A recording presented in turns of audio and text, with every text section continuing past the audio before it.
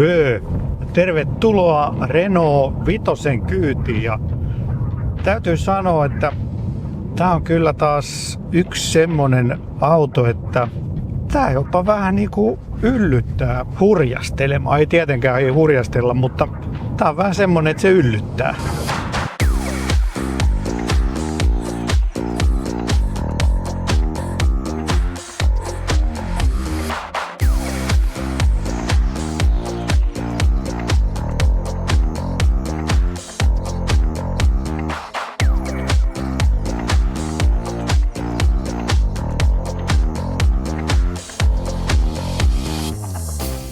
Huolehittaa yhdessä vakuutusturva sille mallille, että voitte nukkua yönne rauhassa ja että laskunmaksupäivänä ei hirvitä.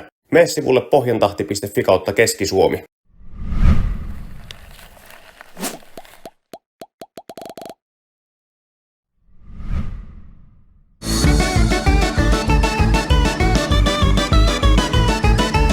Kierrätä autosi vastuullisesti. Lisätietoja ja viralliset vastaanottopisteet autokierrätys.fi.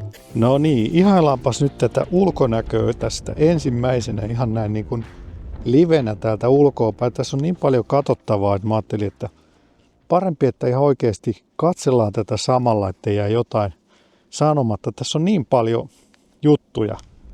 Ensinnäkin niin tämähän on tosi kompakti tämä auto. Tämä on alle 4 metriä pituudeltaan ja tosi hienosti on saatu häivytettyä toi takaovi, että äkkiä vilkastuna niin tähän näyttää ihan kolmioviselta. Ja maalipintakin on tällainen tosi keltainen, mutta siinä on kuitenkin vähän metallihilettä, että sopivasti se sitten auringossa kiiltelee. Ja aika iso toi pyöräkoko kuitenkin tähän auton kokoon nähden, että jos nyt vaikka vertaa sinne Hyundai Insteriin, niin tässä on ihan valtavat renkaat siihen verrattuna. Nämä näyttää olevan nyt 18-tuumaiset vanteet.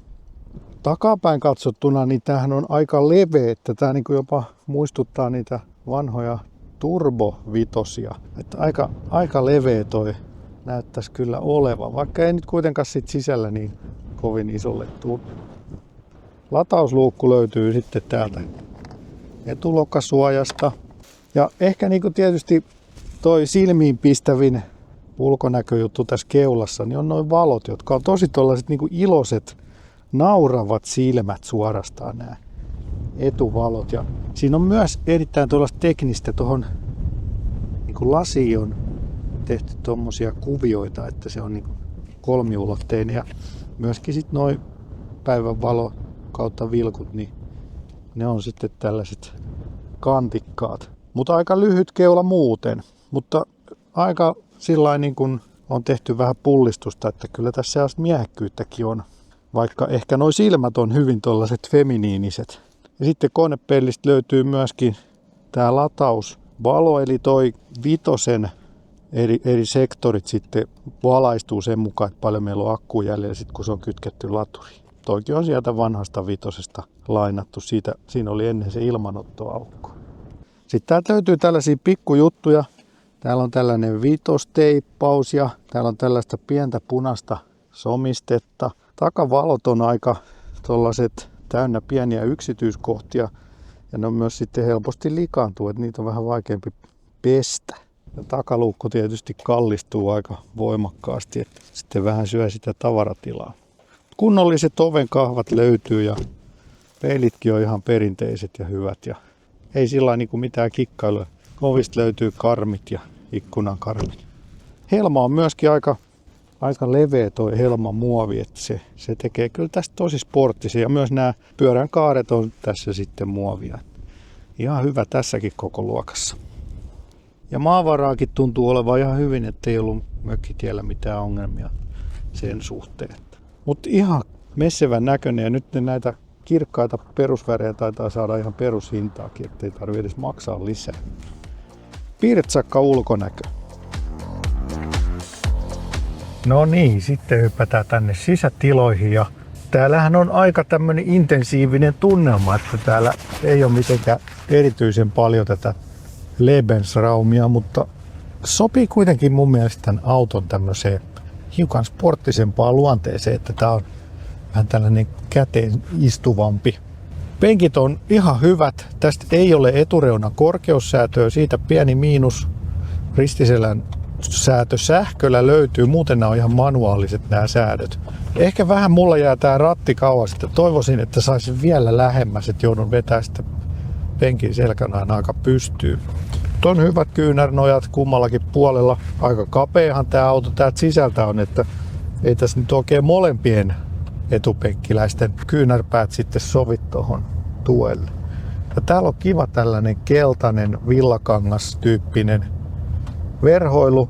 Hyvin sointuu tuon auton ulkoväriin ja katossakin on tällainen vähän ruudutettu tää struktuuri tuossa kattoverhoilun pinnassa.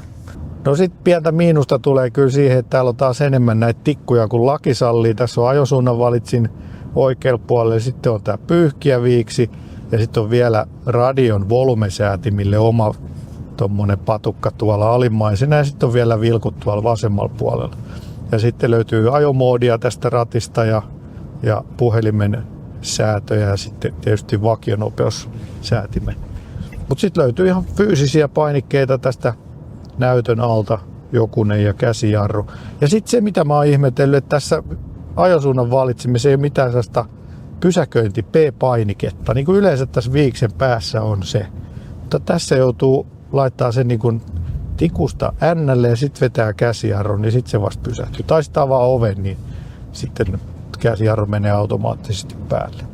Hyvä juttu käyttöliittymässä on tietysti, että se on nyt Android-autopohjainen, eli toimii aika kivasti ja puhelimen integrointi toimii hyvin. Ja myös sitten toi akun esilämmitys löytyy tuolta kartasta, eli kun laittaa laturin kohteeksi, niin sitten se alkaa lämmittää. Tosin sitä ei nyt vaan näe mistään, että se varmasti lämmittää. Ja kiva juttu myöskin, että täältä saa yhdestä painikkeesta täältä ratin takaa, niin My Safety Perso-asetuksen päälle 2 painalluksella.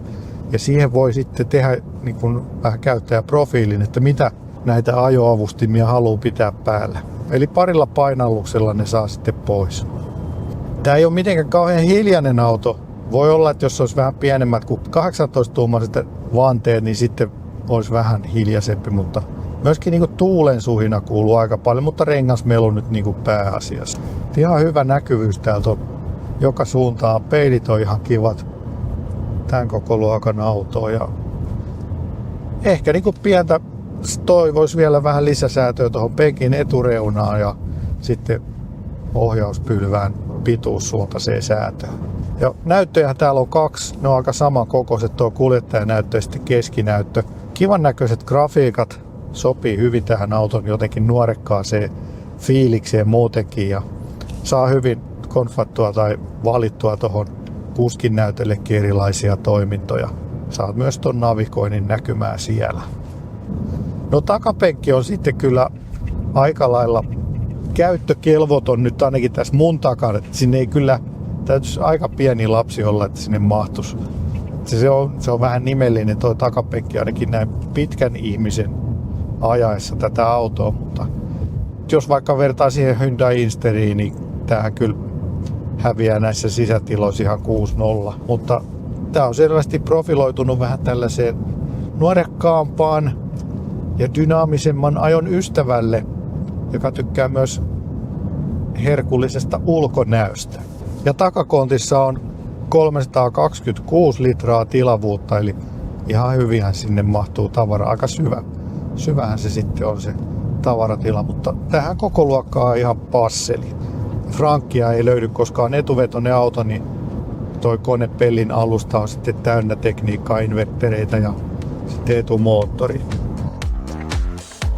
Niin puhutaan nyt sitten tästä ajettavuudesta. Tää on siis paperilla katsottuna, tässä on vaan 150 hevosvoimaa, että tämähän on niinku sähköautoksi niinku semmonen aika laimea jopa, että tietysti omassa tässä B-segmentissä, niin siellähän tää nyt on varmaan ihan niinku parhaimpia tehoja tai korkeampia tehoja, mutta ei kuitenkaan nyt sit mitään järisyttävää, että se olisi antanut odottaa vähän enemmän. Tai siis olin vähän yllättynyt nyt sitten, kun pääsin tänne ratin taakse, niin eihän tää nyt tietenkään mikään raketti ole, taisi olla 8 sekuntia 0-100.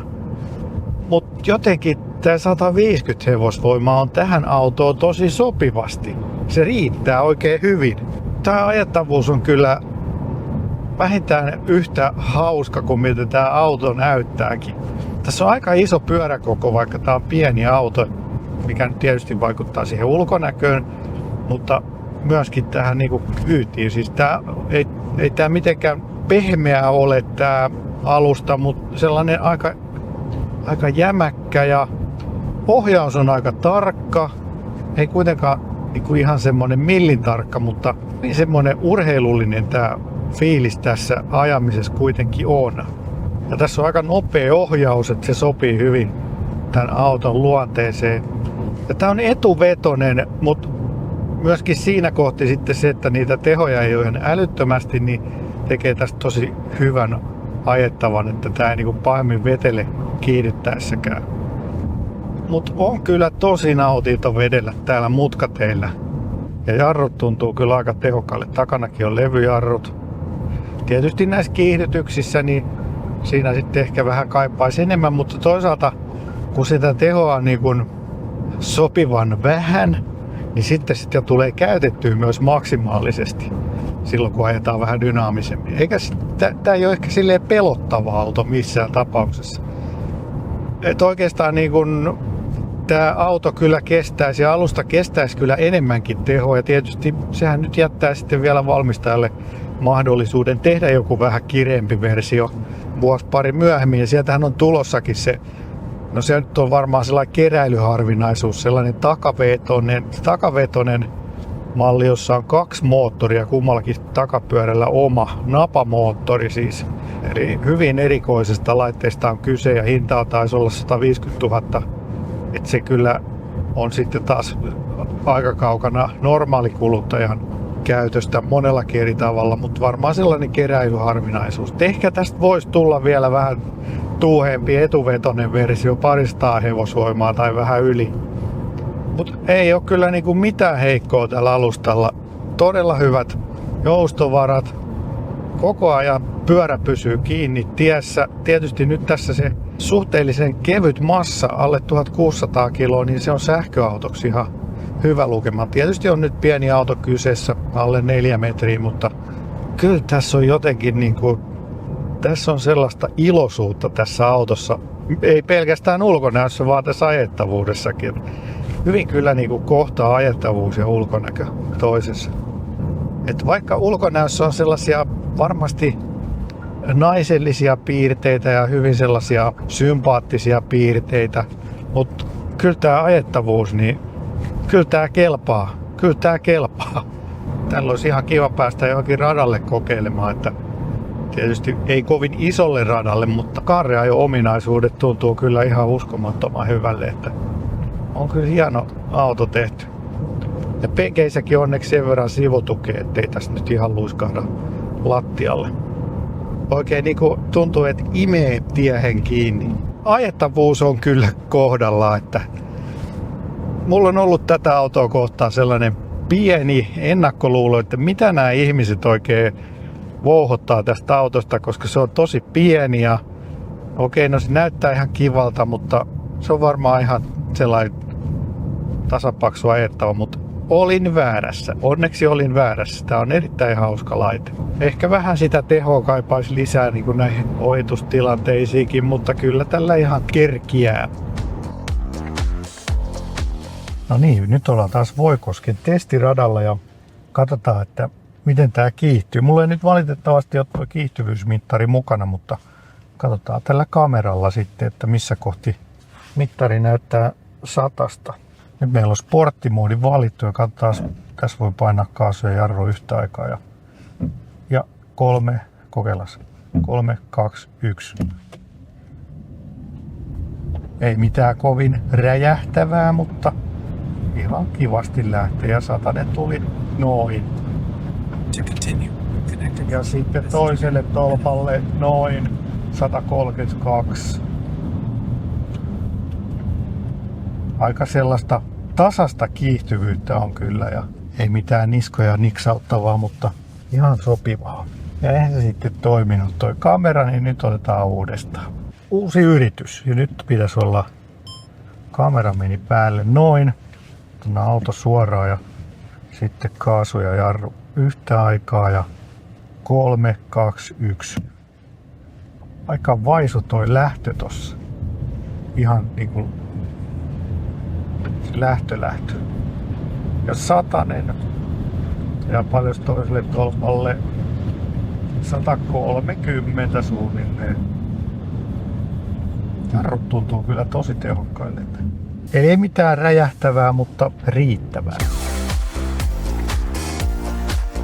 No sitten sähköauto-ominaisuuksista, niin tässä on 52 kilowattituntia akkua, pikalatausteho 100 kilowattia tällä isommalle akulle, sitten sille 40 akulle se taisi olla 85 kilowattia. 11 kilowattitunnin lataus on kaikissa Suomessa myytävissä malleissa. 17,9 on nyt ollut tässä tää koeajon kulutus. Eli ei nyt ehkä ihan pienimmästä päästä, mutta toisaalta tää nyt ei ehkä parhaimmillaan tää kulutus maantieajossa, moottoritieajossa, mitä tässä nyt on meikäläisekin tullut aika paljon.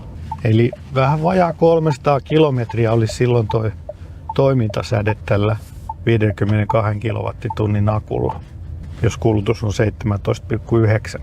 Ja sehän on ihan hyvä kyllä tämän kokoiselle autolle. Ja se latauskäyräkin, niin se näytti olevan suhteellisen tasainen. Taisi ladata ainakin 60%, niin se kyllä meni aika tasaisesti siellä 60 ja 80 välissä, ettei mitään suuria romahduksia ei tapahtunut. Et sikäli niin kuin voisi ihan kohtuullinen matkantekovälinekin olla vaikka. Ja myöskin maantiellä tämä niin kuin on hyvä ajaa, että taas tuntuu koko luokkaa isommalta autolta, että ei ole mitään heikkoa ajalla moottoritietä. Ja sitten mitä sähköauto-ominaisuuksia, hyviä ominaisuuksia löytyy V2L. Tuolta löytyy peräkontista adapteri, jolla voi ottaa sitten sähköä ulos autosta. Tää on vähän laiska tää regeneraatio. Tää ei valitettavasti pysäytä tää yhden polkimen ajo. Siinä nyt on ehkä pieni sitten semmonen miinusmerkki. Mutta sitten mennään tähän hintaan, joka nyt lähtee 27 000 oli halvimmillaan lähtöhinta ja sitten parhaiten varusteltu vähän yli 33 000. Et ihan kiva hintaluokka tietysti tälle autolle. Sitten vaan se on se halvin sillä 40 kilowattitunnin akulla. Et sitten se toimintasäde, todellinen toimintasäde on siinä 200-250 kilometrin välillä, mikä varmasti monelle riittää. Ja kuitenkin se pikalatausnopeus 85 kilowattia, se on niinku 2C, eli periaatteessa se pitäisi olla kyllä se puolisen tuntia silläkin, niin taas matka jatkuu, koska on pieni akku, niin silloin vaikka ei latausteho olekaan ihan huippuluokkaa, niin kuitenkin siihen akun kokoon nähden se on ihan pätevä. Ja ilmalämpöpumppu on aina vakiona, myös akun esilämmitys on aina vakiona, et sikäli niin tässä kyllä saa ihan vastinetta rahoille, että jos nyt vaikka vertaa siihen Citroen EC3, niin tässä on enemmän teknisiä ominaisuuksia, on akun esilämmitystä. Ja sitten myöskin ulkonäössä on enemmän, voisiko sanoa, en mä sano, koska se on seksistinen ilmaus. Voitte miettiä sitten, mikä se on. Mutta jos minä saisin valita rouva lohikäärmeelle seuraavan auton, niin, ja pitäisi olla uusi auto, niin kyllä tämä olisi aika kova valinta siihen. Ihan vaan sen takia, että sitten mäkin voisin ihan mielelläni lainata tätä. No ei nyt muissakaan mitään varsinaisesti vikaa ollut, mutta tässä on kyllä jotain sellaista houkuttelevaa dynaamisuutta, mitä nyt noissa muissa ei ole ainakaan vielä nähty. No nyt sitten tietysti kysymys, että antaisiko tälle hyvä sähköauto leiman? Oikeastaan ainut, mitä mä jäin vähän miettimään, niin on toi yhden polkimen ajo, koska sitä ei tässä ole. Mutta toisaalta tässä on V2L. Tilat nyt on aika minimaaliset, niin en mä kyllä nyt ehkä sitä anna. Odotetaan, että tulisi jotain parannusta, niin sitten voitaisiin ehkä alkaa, mutta todella lähellä se kuitenkin tässä autossa on. Mutta mitä mieltä sä oot nyt Renault 5? Alkaako sydän pamppailla, kun katselet ulkonäköä? Onko hymyilevät silmät flirttailevat? Käy kommentoimassa mitä tykkäät ja käy tykkäämässä myös videosta. Ja jos et ole tilannut kanavaa, niin tilaa myös kanava. Ja se auttaisi paljon tätä kanavaa, kun saataisiin vielä lisää tilaajia, niin se on sitten aina uskottavampaa maahantuojien suuntaan, niin sitten saadaan näitä uusia autoja nopeammin, kun ollaan merkittävämpi tekijä tässä automediakentässä. Kiitos kun katsoit ja palataan seuraavaan sähköautovideoon. Pöi pöi!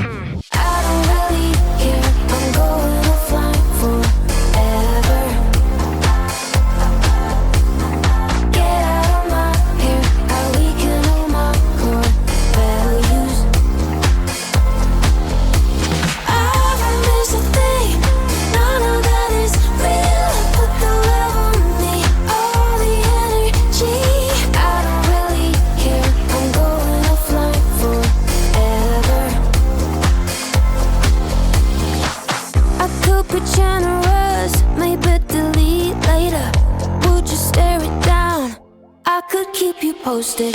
Picture perfect lives, imaginary worlds, heavy cloud of minds. I think I'll pass on that.